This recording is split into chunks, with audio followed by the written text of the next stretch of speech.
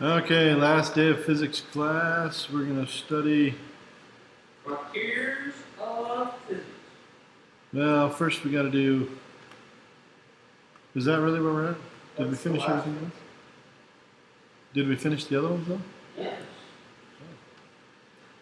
Well, okay, well we haven't. We're not going to have any homework, like I said, for these last two chapters. So the last homework was in radioactivity. No, last homework was chapter 30, atomic physics, right? Yeah. Did we do anything in radioactivity and nuclear physics? I don't think so. Did we have chapter homework in 31? I don't think so. Should we? Yeah, we probably should. We have one day to turn it. You can turn it in on Monday. Then you give us like 4 questions.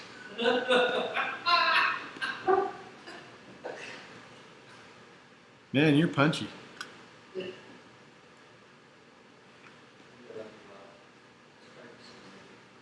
All right. Well, let's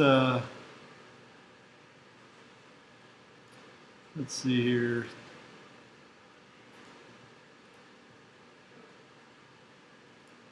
Did you finish your research paper? Yes. Then you just $150 here and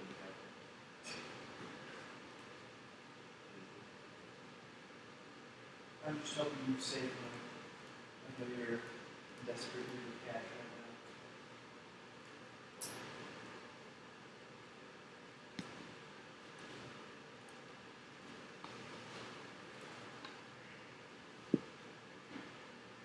now. Let's see. What do we got in nuclear physics?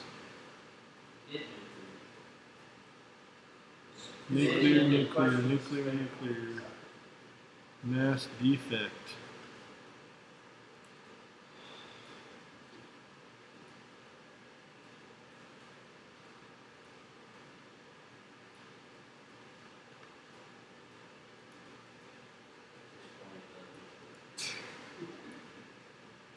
Acting. Semester's over.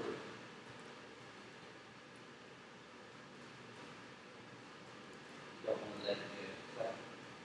Get even the house of college. Semester is college.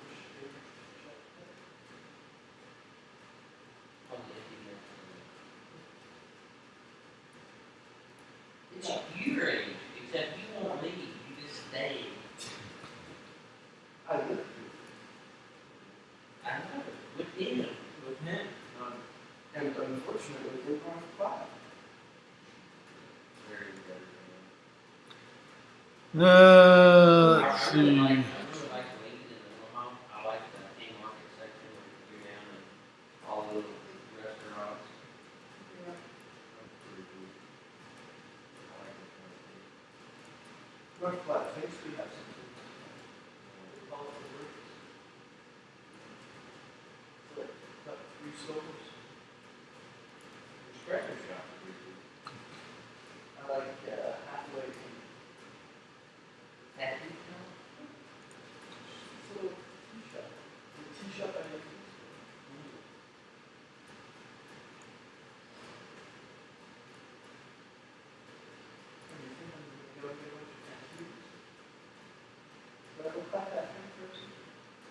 Yeah, you have like chain to the embassy square, all different firms and Einstein. You get Einstein's equations tattooed up and down the sky.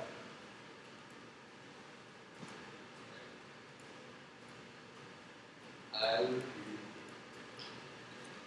Nope. Yeah.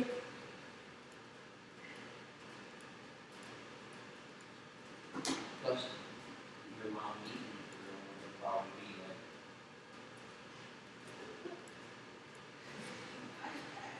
Who's that?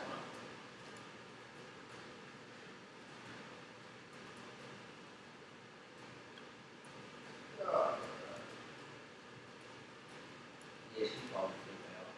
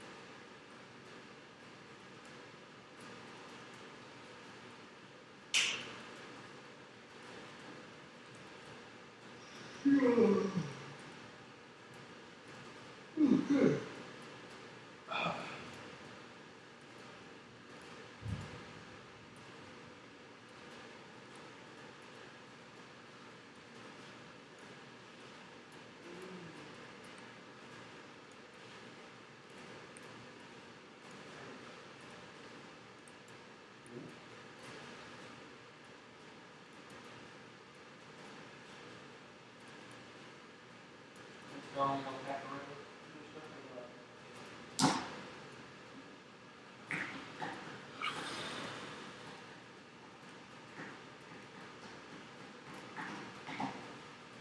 We'll capture the flag with Nerf darts and PVC pipes. Glow guns, so we'll shine running around the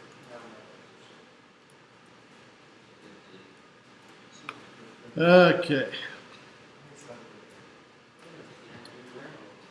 I have added some homework for chapter 31. How many questions are there? 14.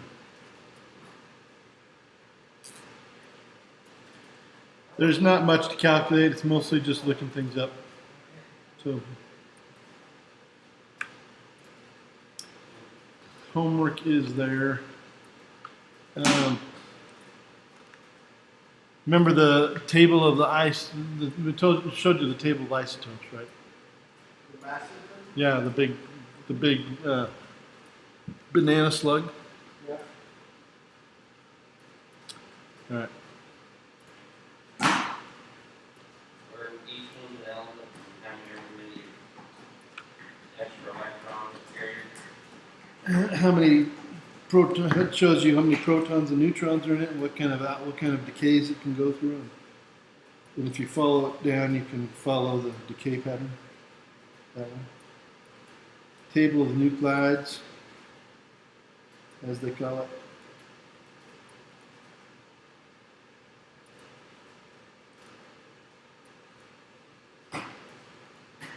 We have a lot of stuff in here from the semester.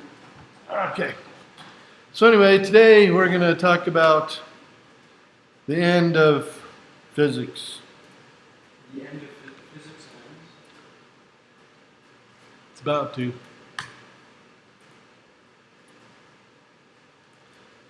What are we doing in physics today and in the physics in the future? We've actually talked a fair amount about these things. So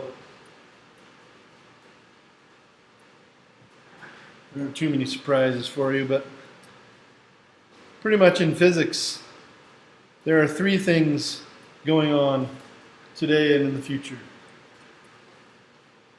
We're looking at the very small, going further and further into particle physics. We're looking at the very large, going further and further into the universe. And perhaps even more valuable and more interesting to us, we're applying physics to more practical things around us. And that seems kind of strange and crazy because physics has been applied to so many practical things. But there are many fields where physics has been very, very much ignored, and it's now kind of making its way. It's making a lot of headway. The biological sciences, the medical sciences, those places are places where physics is certainly playing a role, but it's so complicated. The physics in biology's biological system is so complicated that it wasn't really attempted very much before these past few decades. And the reason we're attempting it now is because of the computers that we have now. It was only a few decades ago when the computers just weren't powerful enough to do the physics. We can't do the math by hand, and the computers just weren't powerful enough. So we just ignored it, or we did very simplified models. And how can physics help us in these places? Well, you may not be aware of this, but biology and in medicine, and even in chemistry, they don't really understand what is driving their science. They don't know why. They don't know why things happen. They just know what happens. Okay? In biology, they know what parts of the cell do what things, but they don't always know how they do them or why they do them. Right? They've done enough observing that they know what's happening, but they don't know why. And while knowing what's happening is important, it's much more valuable to know why things happen and how they happen. Because then we can go in and we can change things. We can manipulate things. And not just by accident. In medicine, this is particularly true. In medicine, we've not really figured out how to heal or cure anything hardly. We have almost no cures in the medical world. Compared to the number of diseases and the number of problems with the human body, we have the power to do almost nothing. But we know how to relieve symptoms a lot. We're really good at relieving symptoms. But we can't cure people. There's not a single cure for a viral disease out there. If you have a virus, you cannot be cured by medicine. You can only be cured by your own biological processes. If your body's not up to the task, you're never going to be cured. It's the way it is. This is why AIDS, for example, is such a problem in the world. Because the HIV virus is a virus. And it cannot be cured. It can only be treated for the symptoms. Now in the United States, that's great because we have really expensive medicines and really great health care, and so people with AIDS in the United States can live a very long, normal life using these antiviral treatments that are helping with that helping to treat the symptoms of AIDS. But if you live in Africa or if you live in Southeast Asia, lights out. Africa and Asia have super high percentages of AIDS victims. They're just, it passes from mother to child almost in most communities. People are just born with it these days. And the fatality rate in AIDS is pretty much 100%. You can live a fairly long life, but eventually you're going to die of something because AIDS destroys your immune system. So you're not going to be able to fight common bacteria or common viruses. So these kinds of things can be fixed, but we have to understand how they work, why they work, what's doing what, and why. Not just what's doing what and let's treat the symptoms. And this is a huge thing that we can do. Unfortunately, it's not just a scientific fight. It's also a political and an economic fight. In order for us to do this, people have to be aware that it can be done, and they have to support it. Because you have to put the money into the research so that people can survive they can make a living off of doing this research. If you can't make a living off of doing the research, you're not going to do the research. Because everybody has to eat, and everybody has to raise a family, and everybody has to do that kind of thing. You can't just do research for free. And right now, the money is not going towards that. This is not a branch of science that people want to invest in. Why not? Anybody have any idea why not? Anybody have any idea how much money the drug companies make every day in this country? The drug companies in this country make more money in a day than our government spends in a year. Okay? That's maybe an exaggeration, but not much. They make more money than our government has by far. The drug companies make up a huge part of our economy. And if we can cure things, the drug companies are going to be out of business. Because the drug companies are not in the curing business. They're in the treating symptoms business. There's almost no drug out there that actually cures something. Almost every single drug created in the world is a treater of symptoms. There are a few that cure, but very few. And most of them are antibacterials. Most of them are antibiotics. So that even antibiotics in many cases actually don't cure things, believe it or not. They kill bacteria, but the bacteria is not always the cause of the sickness. The bacteria is sometimes the symptom, not the sickness. So even understanding what bacteria is something that has not been done very well by the medical world. Most doctors, if you go and talk to them, cannot name the bacteria in your body that are necessary for human function. They don't know them. They don't remember them. They learn them at some point, but they don't care about them because that's not what they're here to do. They don't want to make the body more healthy. They just want to treat symptoms of illnesses. And it doesn't make them bad people. They're just part of the system. And so I hope, and many other people hope, that someday we will not have doctors anymore. That doctors will become extinct. Because doctors are not helping the human race. They're hurting the human race. They're making us dependent on these drugs that treat symptoms instead of dependent on treatments that cure illnesses. Right? But physics is the key to that. There's no other science that is the key to this. Because physics is really the only science that looks for the why. Why does this happen? How does this happen? It doesn't really happen in any other science, and I'm not saying that to disparage other sciences. It's just true. It's just the case. Even in chemistry, a very related science to physics, they don't ask the why. They just mix things to try to make things happen. That's really what they do. It's just the way it's been. It's just the way these sciences have grown up, and the reason for it is really quite simple. Almost all the sciences out there are economics driven. Chemistry is all about the drug companies. Almost every chemist that graduates from chemistry goes into the drug company business in one way or another. Either in some kind of support business or directly working for a drug company or something else. Or they go on to school in medicine or pharmacology or something else. Almost all of chemistry is based on the drug companies. That's what we have chemistry departments for in the universities. And almost all biology departments are based on the medical industry. They're almost all going to the medical fields. I mean, they're either going into medical research or medical development, or they're going into actual medical school, or into nursing or something else. That's what biology does. That is the vast majority of biology departments supports the medical industry. In physics, it is not that way. Physics doesn't go into any money-making industries, really. I mean, there's a lot of people that go into physics that become engineers, and that goes into all kinds of industries. But there's no pipeline where most physicists go, and there's almost no pipeline for money that goes into physics research. Almost all physics research is supported by the government for fundamental research, just for the heck of it.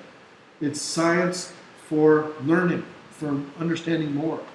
And so physics has never really developed into the science of medicine, or the science of the drug companies, or the science of whatever. It is just the science. And so what is going forward with physics can be very helpful and very useful in many different ways.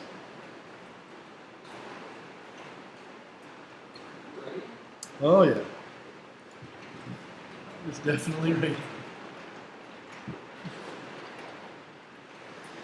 So, cosmology and particle physics. These are the big and small. Cosmology is all about the universe, galaxies, stars, black holes, time, space, Einstein, relativity, these things. That's cosmology. And there's a lot with cosmology out there. A lot going on with cosmology, of course. And we've talked about a lot of these things, and that's great. One of the big things that's going on with cosmology right now is more exoplanet science, where they're looking for and finding planets outside of our solar system. I don't know the number now that they found, but it's a good number. They found in the nearest solar system to us that could support stable planet orbits. I think they found something like 9 or 12 or something like these planets. And how do they do it? You guys heard how they do this? Redshift. What's that? They use light shifting to what materials. They do use that for stars. So they look at a star and they look at the light coming from the star and they look at the spectrum and they can determine what the star is made of, but that's not how they look for planets. The way they look for planets is really quite simple. But I mean, it's like, I should have thought of that, you know? What they do is they focus a telescope on a star.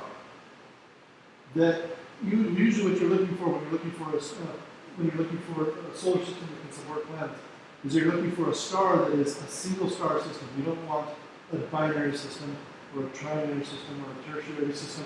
There's a lot of systems out there where stars are rotating around each other, and that just causes all kinds of problems for planets. And so what you're looking for is a solitary star. And you focus your telescope on that, and you watch for it to get dim. Why? Because something's in front. That's right. If something comes between you and that star, it's going to dim the star. And you're not going to see the something that goes in between, but you'll be able to measure that dimness. You'll be able to measure that drop in light. And they do that over, a long time, and they're able to determine things that have come in front of it, and they have to do it for a long time because these things are orbiting, and you want to look for patterns. Why would you want to look for patterns? Two things you're looking for is how much the star dims and how often it dims. What are those two things going to tell you according to the physics unit? Whether it's orbiting or not. It'll tell you the size of the planet. They're all going to be orbiting, otherwise they just fall into the star, right? If it's not orbiting, it just gets attracted to the star and falls in. So it'll tell you, what's the first thing? Size? Size of what? Size of the planet. Size of the planet. You're going to know the size of the planet by how dim it gets, right? Yeah, but couldn't that also tell you how far away it was? It's not going to tell you how far away it was. What's going to tell you how far away it is? How far away it is from the star. How long it takes to work. How often it goes around. Yeah, Right? yeah, couldn't the size of the planet or how close the planet is, either or, mean how much it. Not so much, because the dimness is going to mostly tell you how big the planet is relative to the star. If it's not going to tell you how close it is to you, that's going to be difficult to gauge. But we'll tell you how far it is from the star that it's orbiting, is how often it goes around. So they're tracking different dimnesses, and they say, oh, we've seen this dimness before. We saw it 76 days ago. So the orbit of this one around the star is 76 days, and we know if you know the time, and you know the mass of the star, you can figure it out. Right? From Newton's equations and from Kepler's laws. And the mass of the stars have been, those things have been calculated from other calculations, other gravitational calculations. So they're doing some really good research with that, and they've been able to find many of these planets. And they found planets that are very similar to planets in our solar system, similar in size, similar in density, similar in orbit, and all these things. But they've also found some that are not. They found some solar systems that have, that have 5 or 6 planets that are just like Earth. Where we have 3 that are close to Earth, really only 2 that are like Earth, and 1 that is only Earth. Venus is the same size as Earth, but it's got a huge problem with atmosphere. So they couldn't support life. Mars is a little bit smaller than Earth, but it has another huge problem with atmosphere. Mars has too little, Venus has too much, right? Yeah, plus it's really cold. And that's why it's cold, because it has too little atmosphere. If it had more atmosphere, it would be much warmer. If it had atmosphere like Venus, for example, it would probably support life. But Venus has too much atmosphere for being close to the sun.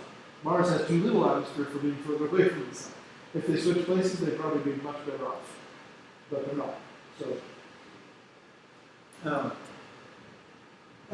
it's kind of like the Goldilocks and the 3 planets, right? This one's just right. So there's no way that we're the only inhabitable planet in the galaxy. So in the words of Carl Sagan, the late Carl Sagan, the late and great Carl Sagan, in his book and in the movie Contact. If you haven't seen that movie, you should see it. The movie's actually better than the book, but he says something to this effect. He says, there's a billion stars out there, and if even one in a billion of those stars has planets that can support life, and only one in those billion planets can supports intelligent life, then there would literally be billions of intelligent life planets out there. They're just really far away from each other. Very far away from each other, on the order of thousands of light years, if not millions of light years. So yes. In the words of Douglas Adams, the author of The Galaxy, we can assume that there are a near infinite number of planets in this universe. So any chance that there is intelligent life means that there is multiple instances of intelligent life. But since any finite number over infinity is zero, we can assume that there is no life in the universe. Or in the words of Bill Watterson, we've landed on the planet. There's no sign of intelligent life anywhere, looking straight at a human being.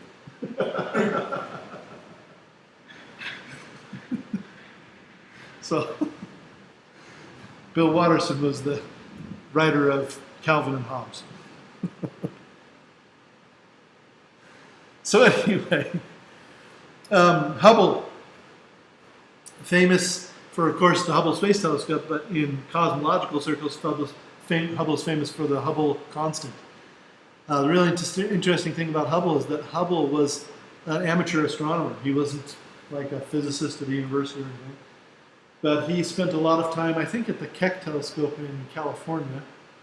And he spent a lot of time taking measurements of stars, and what he discovered, he's the one that discovered that every star out there in the universe that we can see has a redshift to it. In other words, it looks a little bit redder than it should.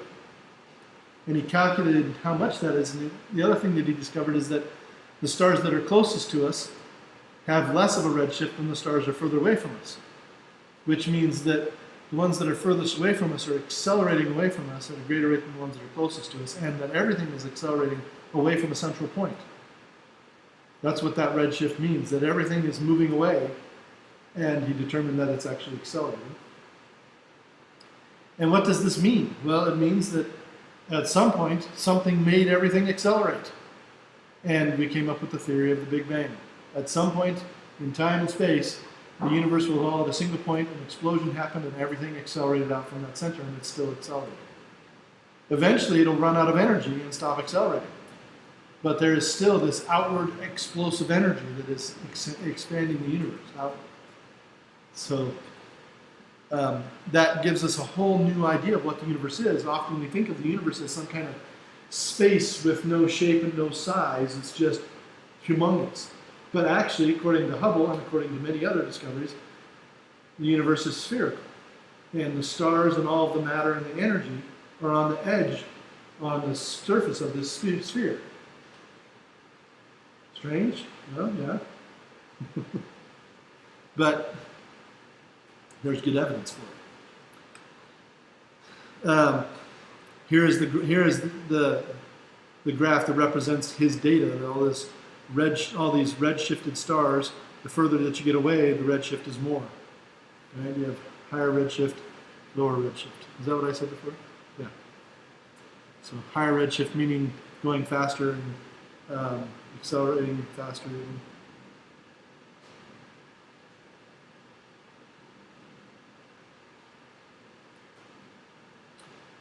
Then there's things like matter and antimatter that have been discovered. Of course, we've talked about that a little bit.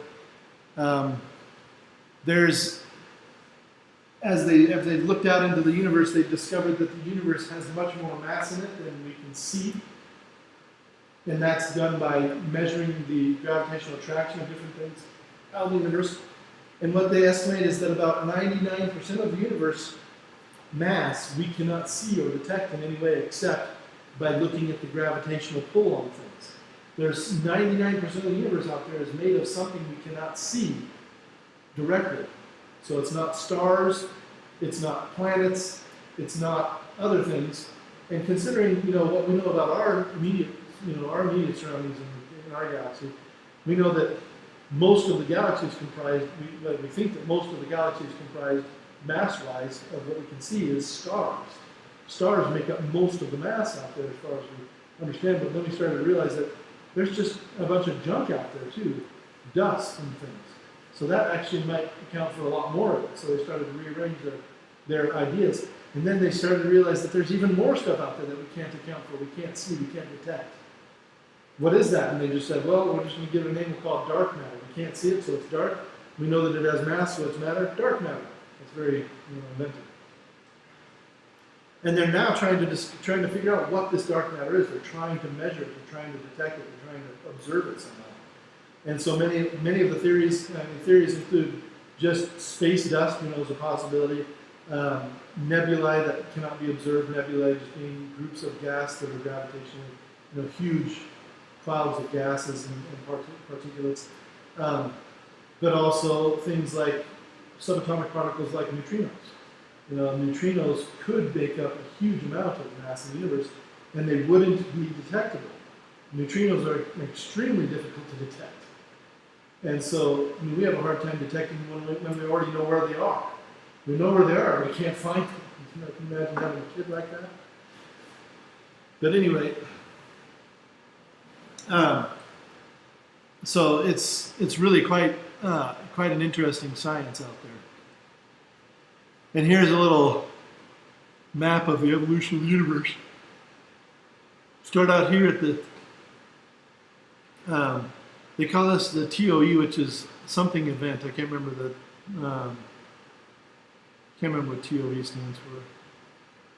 But the something event, which is essentially the Big Bang. What's that? The original. I don't know. But it's essentially the Big Bang here. And they're showing all the energy here. At the very beginning, it's 10 to the 19 giga electron volts. And that's at 10 to the minus 43 seconds after the Big Bang, right? And then you get out here, and this the energy they're talking about here is the residual energy, the energy left, the energy remaining in the universe, right? And so that hasn't been dissipated into lost energy that can't be retrieved. And you get down here, 10 to the 19, you get down to here, which is a long time before us. This is only a couple of years in our time, if you could imagine time being a thing back then, our time anyway. This is actually this is not even years. This is only 10 to the minus 4 seconds. This is not even 1 second yet. We get to 1 second here, and most of the energy in the universe is dissipated already. And then you get out to here where galaxies are formed, which is like a billion years ago or something. Well, many billions of years ago. 10 billion years ago. And it's not even measurable, the amount of energy left. It's all put into stars and things like this. And that's not even measurable compared to what we started with, okay? So, and here we are in the now, 15 times 10 to the 10 years later, about 15 billion years.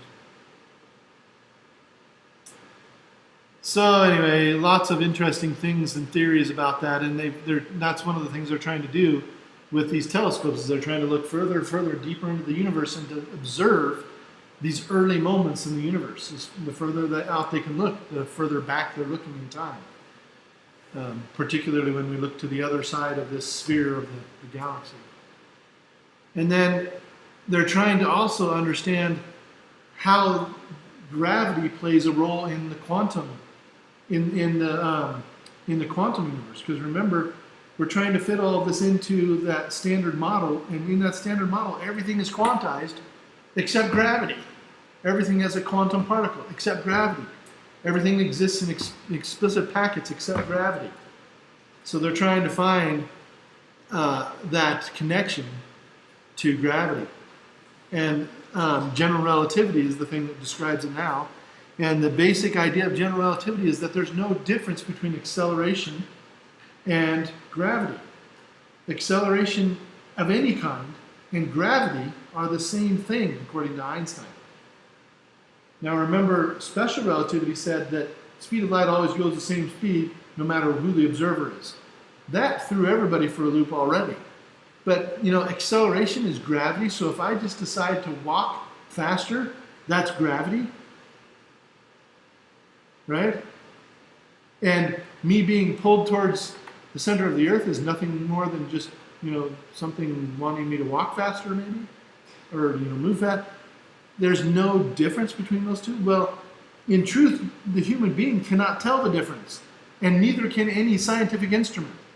If you put a scientific instrument in a gravitational field, a scientific instrument that measures acceleration in a gravitational field, it doesn't know the difference between that and just being moved very quickly. It has no idea. There is no way to distinguish between the two.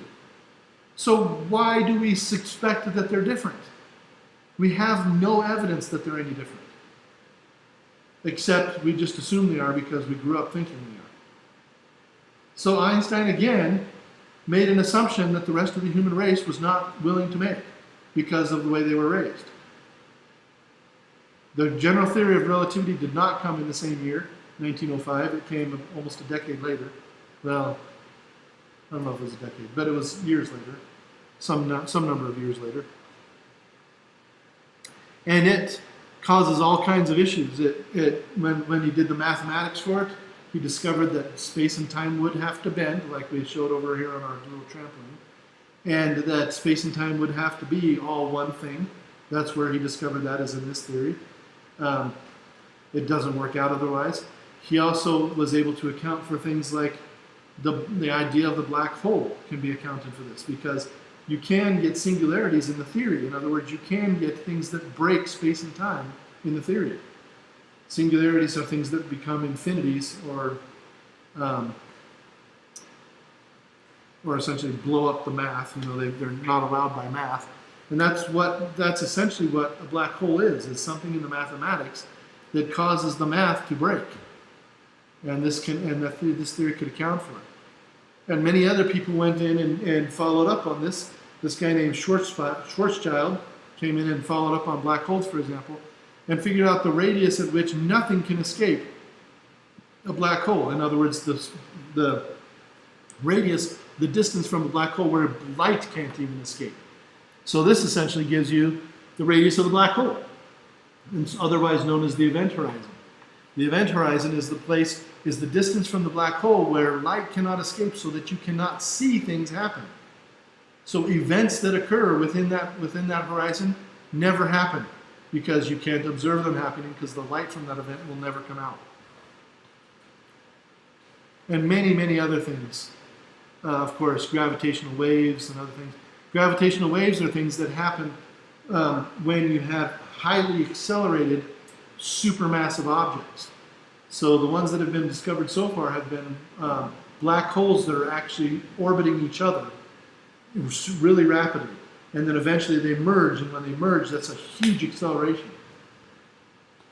Have I shown you that, the video of the black holes emerging? Yeah. Yeah, you can, how they start spinning around each other and they explode. That's right. Then there's that little blip. Bloop. So here's the control room of the LIGO gravitational wave detector. And Stephen Hawking, the wheelchair guy.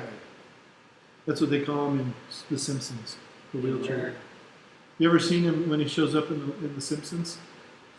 I'm not like a watcher of The Simpsons, but when I heard that he was making an appearance in The Simpsons, I had to watch just that little part of that episode. And Homer Simpson, the dad, calls him the wheelchair guy because he can't remember his name. So, oh yeah, the wheelchair guy, which is just funny. But he actually does his own voice in that, and then he also shows up in Star Trek. He shows up in several TV shows. He actually shows up in The Big Bang Theory, I believe, as well. Maybe more than once, actually. So he's made many cameos in the popular world, and he also, he just died recently, just a few weeks ago, I think, maybe a month or two ago at the most. And Stephen Hawking just died. He was not always confined to a wheelchair. This is something that happened to him in his late teens, early 20s, I want to say. Debilitating condition called ALS, which I don't remember what it stands for. But anyway, the funny thing about black holes is that while light cannot escape so that you cannot see the actual black hole, outside the event horizon, many things happen that you can see. And not only that, as things fall into the event horizon, other things are ejected. And that's kind of a weird thing, but they have accounted for that. They figured out how that works. And they call that Hawking radiation because it was Stephen Hawking that did the calculations for it and figured it out. And so we can detect black holes. Wormholes and time travel, right? So it's one of the theories about black holes is that they actually create a connection to another universe or another point in space-time in the same universe. And that's one of the theories about how they break the mathematical structure of the general theory of relativity.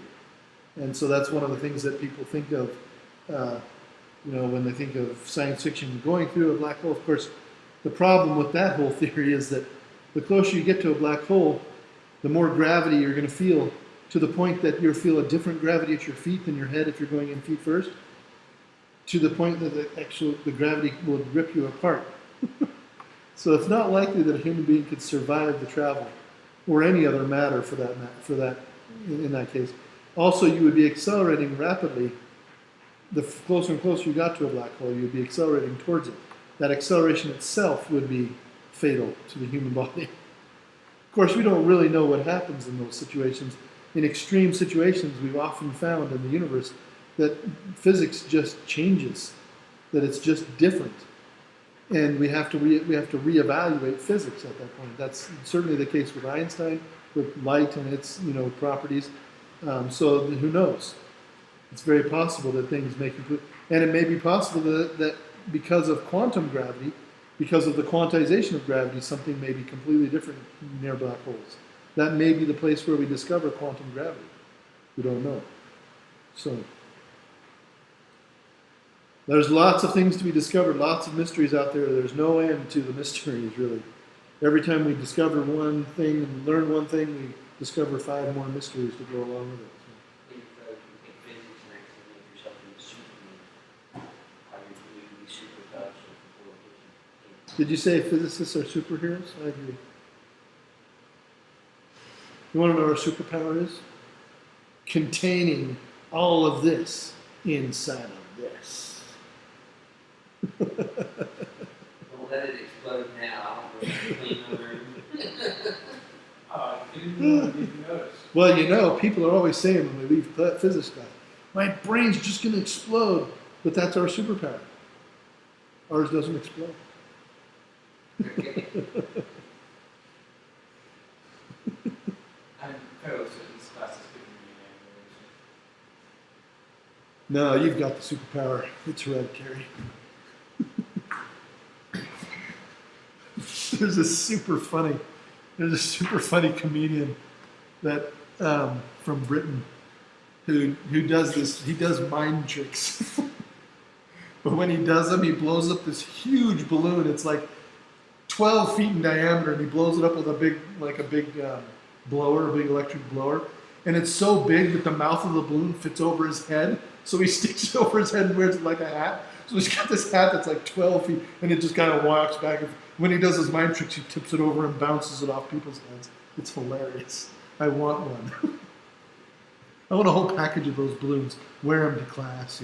Sticking up. You need a bigger room. I know. I got the highest ceiling in the whole building, and it's still not high enough for that. I wonder if I could buy some. Where would I buy them? Oh, it's gonna hurt your head after a while. Don't worry, bro.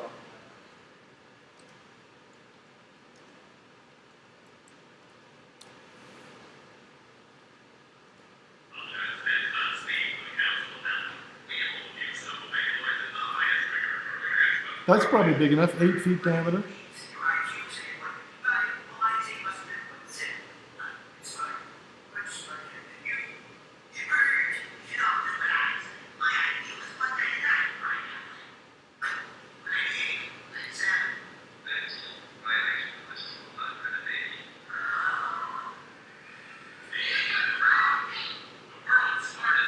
That'd be awesome. Anyway, That Simpson scene, what? the Simpson Stephen Hawking scene.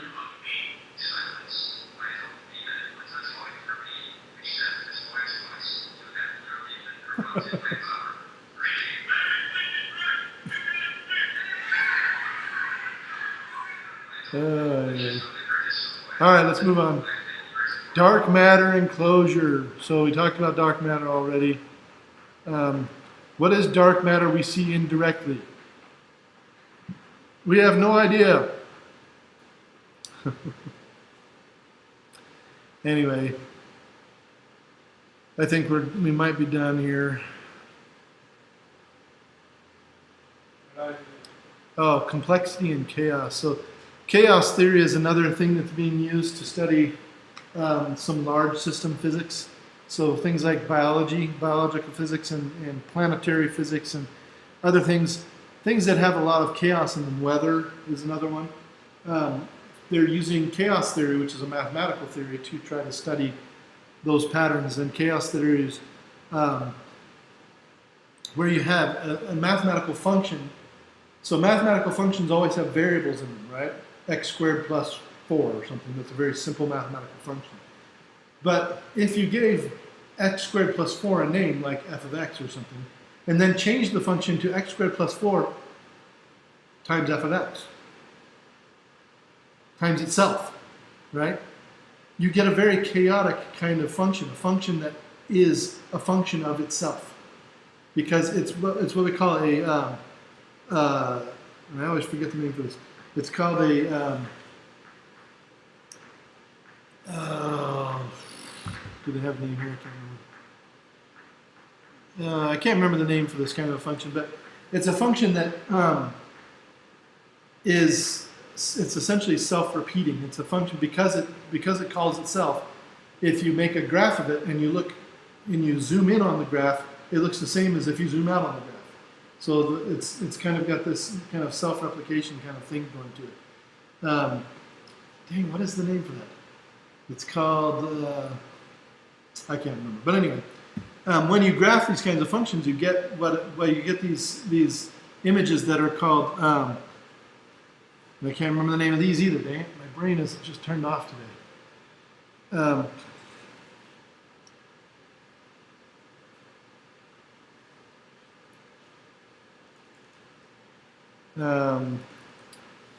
They're called.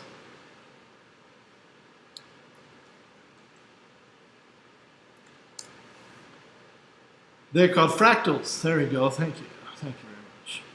So fractals have this strange repetitive nature to them at different levels, and fractals are always some kind of mathematical function that calls itself, and that is a function of itself, and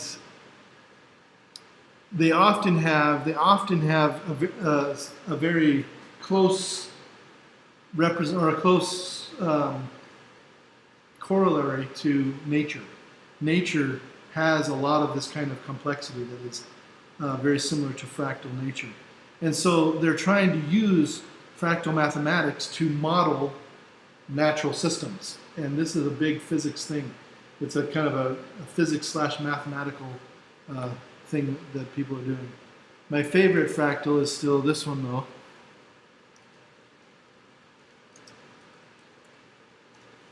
The Tom Selleck fractal.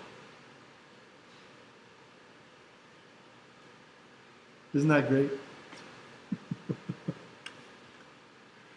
Anyway. So,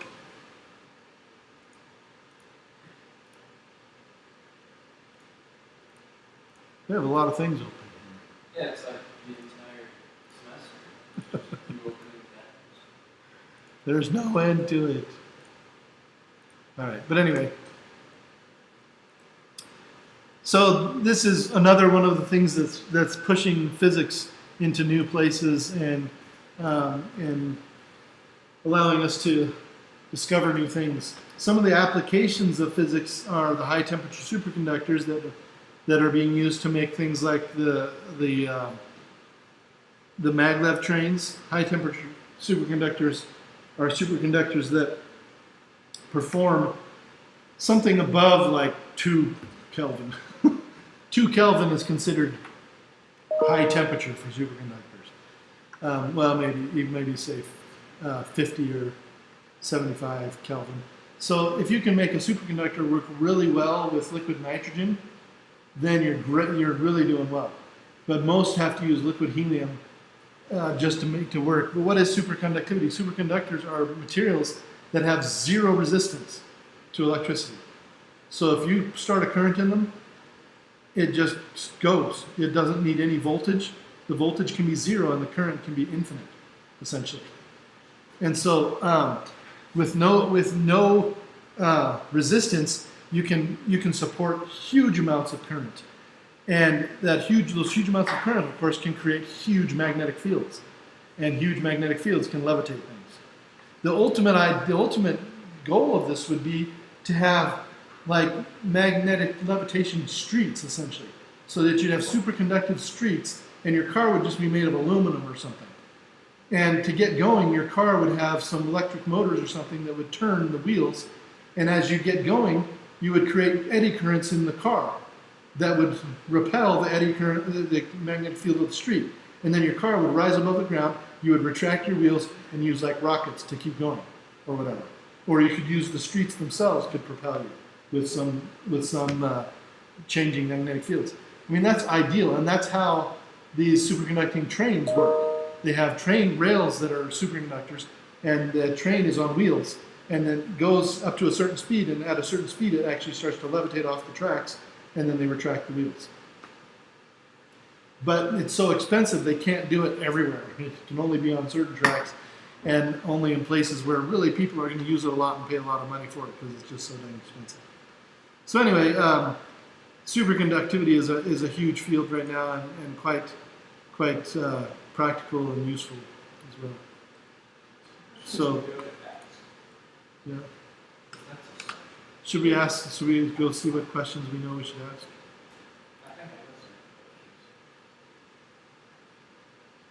Some questions we know we should ask. Is the universe open or closed? Right? So, is our universe essentially finite, or is it infinite, essentially? Can it expand forever? Is it going to have some end to it? That would be open or closed, and they say that it's just barely closed. In other words, it has some kind of infinite possibilities, but it's truly, really finite. Who knows? What is dark matter? How do galaxies form? There's a lot of theories about it, but no real evidence to this day about it, but we're starting to get evidence from our telescopes up in space and our telescopes on Earth. Anybody know where the biggest telescope is? No. Me neither. Let's go find out. In Hawaii, either. Nope, definitely not Hawaii. So the James Webb Space Telescope is, of course, one of the biggest telescopes that we're going to put in space, but it's not nearly the biggest telescope. But the biggest visual light telescope might be in Hawaii. So the biggest optical telescope, they call it, is called the Gran Telescopio Canarias, La Palma in the Canary Islands. Let's go look at it. Now, telescopes these days do not look like you would imagine they look. This is, of course, the observatory itself, but this is the telescope inside. It looks nothing like you might imagine, and the mirrors on it don't even look like you might imagine. So let's look at the mirrors. The mirrors on this telescope are almost certainly not a single mirror, and they're almost certainly not anything like you might imagine. They're most certainly not static mirrors. Let's see, yeah, so this actually looks more like the telescope that we put in space, right? There's actually several mirrors, and each of these mirrors is on its own platform that is adjustable. So this telescope can focus itself by adjusting its mirrors and turning its mirrors. And it does that all the time. It does it constantly while it's actually being used. Because the Earth has an atmosphere, and that atmosphere behaves like a big lens. And not only that, but the atmosphere is moving all the time. It's changing in its depth, it's changing its shape, it's got weather going on, wind, and all these things. So when you have a telescope on Earth, it has to deal with aberrations from the atmosphere. It deals with blurriness from that atmospheric lens. And this mirror can account for that. This mirror can actually change that. Let's go there and look at Saturn. I actually been thinking I need to get my telescope out and start looking at things again. It's been a year. So here's what one of those mirrors looks like. This hexagonal mirror. Snazzy. Yeah. So that's the new thing in telescopes. But let's look at the largest telescope in the world. So this one's a classic one, but it's still not the biggest one. This one is Arecibo in Puerto Rico. I think it's in Puerto Rico. That's some James Bond movies there, This is the one that was in the James. Let's see. Actually, this is not Arecibo.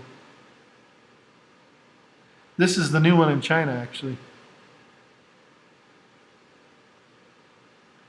The one at Arecibo is this one. This is Arecibo. This is the one that was in the James Bond movie. I don't remember which movie. But in truth, these ones are not even the biggest ones. We think, I mean, they're the single biggest telescope. So these ones have a single reflector and a single detector. And so as far as single reflector, single detector telescopes, these are the biggest ones. But there are bigger ones.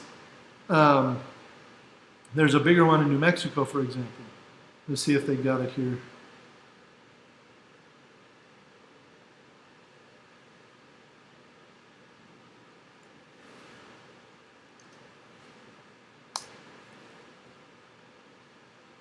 They're still showing this one, but it's not by any means the biggest one, in effect.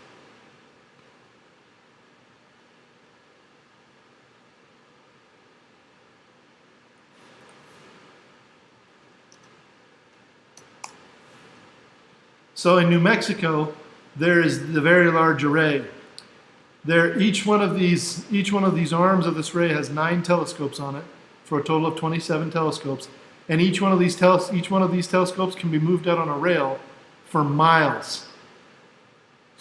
So this arm right here is something like 12 miles long. This one's 12 miles long. This one's 12 miles long. So they're on little train tracks. And when this thing is fully deployed out to its full strength, out to its full size, it is one telescope. All those things communicate to a single computer and create images. That is humongous. This one's been in several movies, including Contact, but it's also been in 2010, A Space Odyssey. It's been in several movies over the years, and I think they've actually been adding to it. There might be more than 9 telescopes per arm now. What's the movie Arrival? No, not seen that. We should watch 2000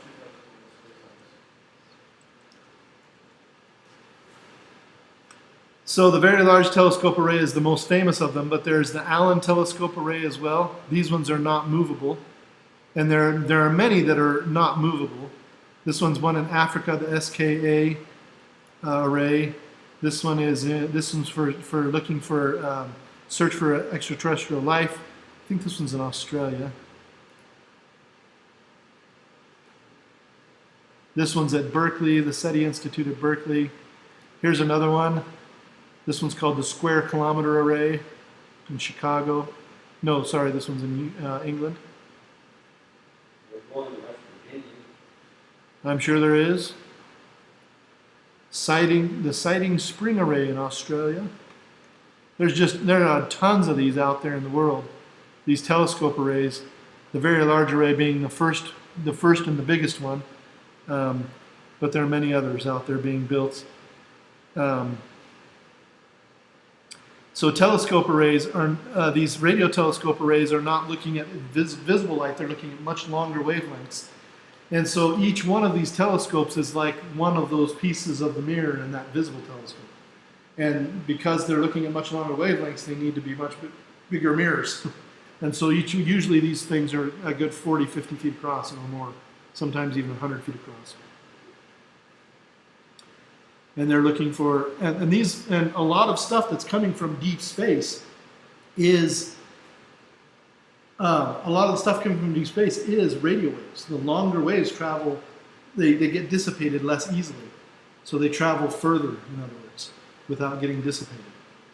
So those longer waves are coming from much deeper in space, and they can study all kinds of things deep in space. Seeing things is a whole other matter, because you can't see radio waves, but they can learn a lot and detect a lot of things out there still. So it's very cool stuff.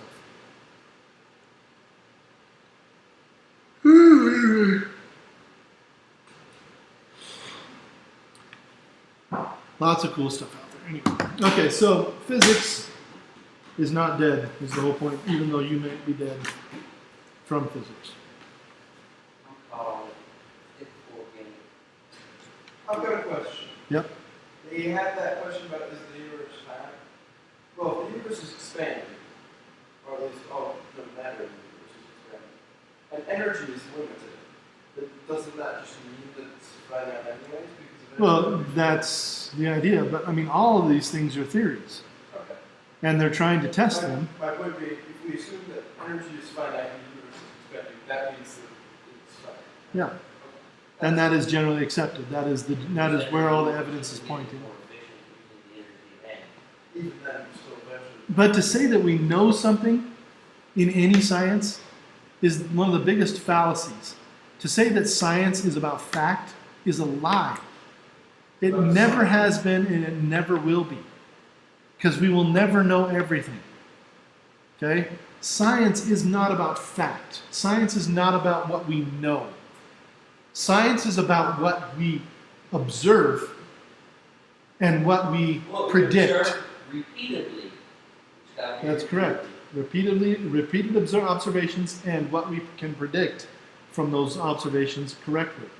That's all it's about. And it drives me crazy that people come and say, and scientists are so guilty of this, even physicists. I'd say about half of physicists, and I'd say about 75% or more of other scientists are hugely guilty of this, saying science is about fact, religion is about faith, about believing something that you just have no facts for. You have no evidence for that. You know, it can't possibly be true because it's not a fact. Science is about fact. Bull crap! It's not. Science is just as much about faith as religion is. We know just as much about religion as we know about science. Pretty much nothing. We don't know anything about either of these two things. It's all about observations and our own interpretations of those observations and using those observations to predict future events. Okay? And truthfully, religion has just about as much success as science has had over the years. And so it makes me crazy when people are really to put down people for having beliefs or put down people for having things, other than them in science. If you cannot accept the fact that you don't know and you will never know things as a scientist, then you're never going to be a good scientist. Because the only scientists who have ever made a difference in the world have been the ones that have been able to accept that they don't know everything and also accept that they don't know more than anyone else. If you think you know more than everybody because you're a scientist, you're never going to get anywhere. Because there's always something to learn from somebody else. There's always somebody else who knows something more than you. And probably everybody knows something you don't know. There's just so much to know, so much to learn, so much to understand. And so it's just ridiculous to make that assumption. What's this picture? This is obviously some... What it looks like after. Some science fiction. Here's some cool ones. These ones have adaptable Oh, no, these are solar. These are solar panels. There you go. A hay. One made out of hay or straw, probably. That's funny. It could actually work. Well, the problem is the material has to be able to reflect radio waves, and straw is not so good at reflecting radio waves. Depends on what holding up the straw. Yeah, it depends on if you spray it, doesn't it or not. You could spray it with something that reflects radio waves. You could. So, for sure. Spray mine, field of cheap grass with this highly expensive man-made metal. Uranium's occurs in nature.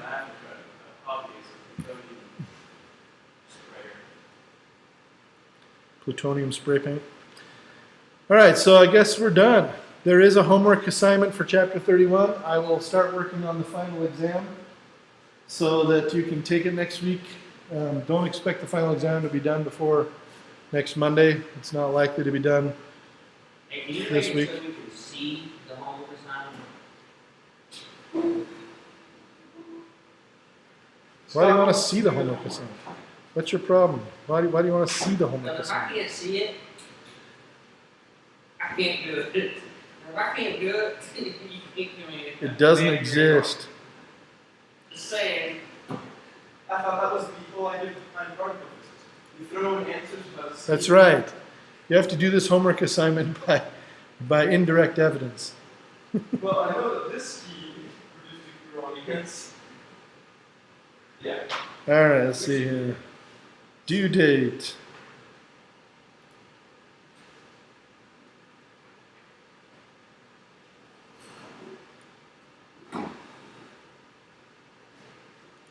All right. Should be able to see it now.